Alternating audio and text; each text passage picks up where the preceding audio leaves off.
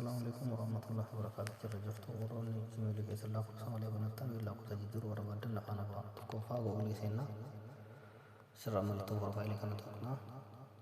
asra manajir yura google account ke jiru kana ra o janna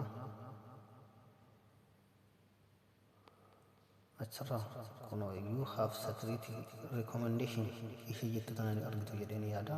isintu mallatto raji kan notin no kamti jechuudha google akofsar himbananne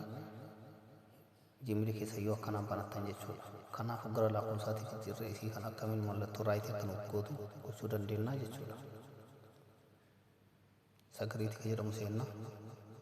gara gubbaatu harkifna isaan lama kun isinitti mul'ata jedhee yaada recover phone and recover email ka jedhu argitu jedhee yaada isin irra caalaa filatamaa ka ta'u recover email kana godhattanii baay'ee bareeda foonii kanarra jechuudha anammaaf kan isin agarsiisu recover phone ka jedhu kana nafana bu'a isinin jedha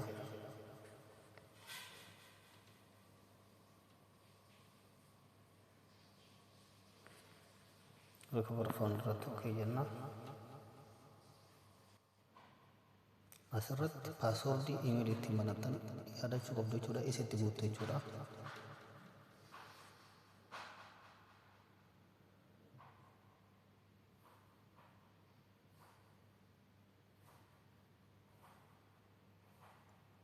erga isitti guunne kaane next ka jedhamtuudha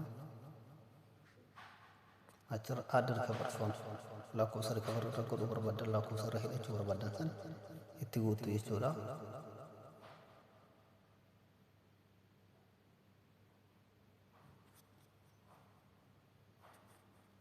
bakka irratti guuttamu argaa jirtu yaada mallattoo xiyyaataadhaan isin agarsiisaa jira waan ta'eef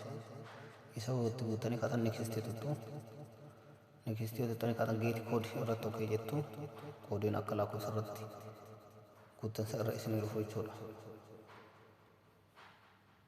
kunuun argitu jedhee yaada lakkoofsa dijiitii jaa isin dhufa dijiitii lakkoofsa kana guutanii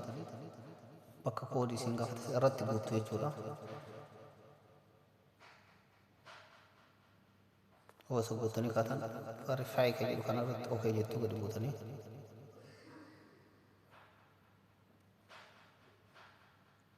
recovery isiniif ta'ee jira jechuudha duubatti deebitanii laaltu jechuudha home ka jedhu irratti okay jennee duubatti deemnee ilaalla dura irratti raajifannoo ture amma right isiniif godhee jira verify isiniif ta'ee jira jechuudha. Assalamualaikum warahmatullahi wabarakatuh.